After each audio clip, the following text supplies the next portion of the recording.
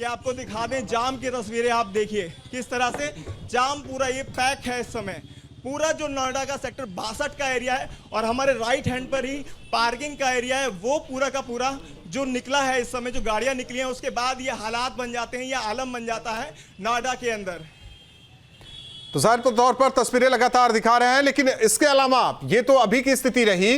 वैसे हिमांशु, आपने क्या कुछ देखा है जब आज सेक्टर टू सेक्टर गए होंगे? स्थिति क्या देखी? जाम क्या वजह रही? कभी कभी ऐसी स्थिति आती है कि पार्किंग करवाने के लिए गाड़ियां रोक दी जाती हैं और उसके पीछे लंबा जाम लग जाता है। यह भी स्थिति कई बार देखी गई।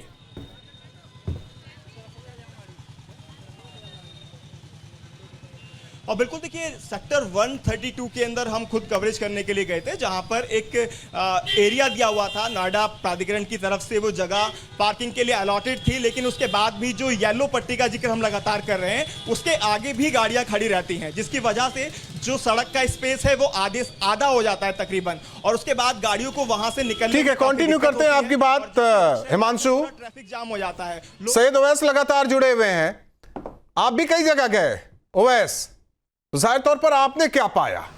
देखिए, ये चीजें धीरे धीरे बहुत सारी चीजें क्लियर हो रही हैं, लेकिन दर्शकों तक वो बात पहुंचनी बेहद जरूरी है, क्योंकि जब सुबह ऑफिस के लिए लोग निकलते हैं, जाम देखते हैं, कहते हैं कि देखिए ट्रैफिक पुलिस नहीं खड़े हैं, कर्मचारी नहीं खड़े हैं, पता नहीं जाम की स्थिति क्या है। जब उसके पीछे की सच्चाई जानने की कोशिश हमारे सहयोगी अनिल यादव ने की, तो बहुत सारी चीजें निकलकर सामने आई। तो आपने भी क्या पाया?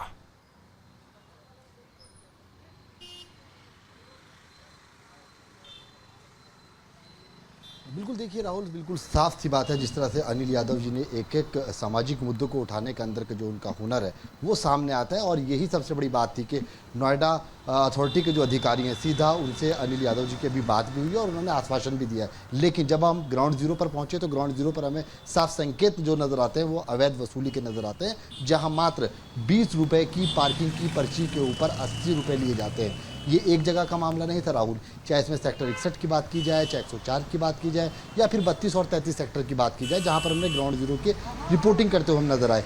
वहीं साथ ही साथ में जो पार्किंग के एरिया है, जहां पे स्थिति बिल्कुल उन्होंने अंतरालिक एक जो रिपोर्ट होती है जिसका आधार दिया जाता है वो तय होता है, जिसके अथॉरिटी के द्वारा मानक तय होते हैं, उनका सभी का कैसे खुलेआम ठेकेदार धज्जियां उड़ाते हुए नजर आते हैं, ये बिल्कुल साफ स्क्रीन पर आपने भी तस्वीरें जो दिखाई उससे स्पष्ट हो जाता है, क्योंकि तस्वीर अपने आप पे बोलती है, और बोलती हुई तस्वीर ये दर्शाती है कि संकेत कितने बड़े हैं। क्या ठेकेदार की जो मिली भगत है वो आला अधिकारियों के साथ है या नहीं, ये अपने आप में सवाल है। जिस तरह से अनिल यादव जी ने अभी एक एक बिंदु पर विचार करने के लिए अधिकारियों को मजबूर कर दिया, साफ तौर पर उनसे आश्वासन लिया और जनता की उस मुद्दे को उठाने की बात की जो स्क्रीन के माध्यम से एक एक के दर्शकों तक पहुंचती है और सवाल दिखाती है, उसका जवाब मांगती है।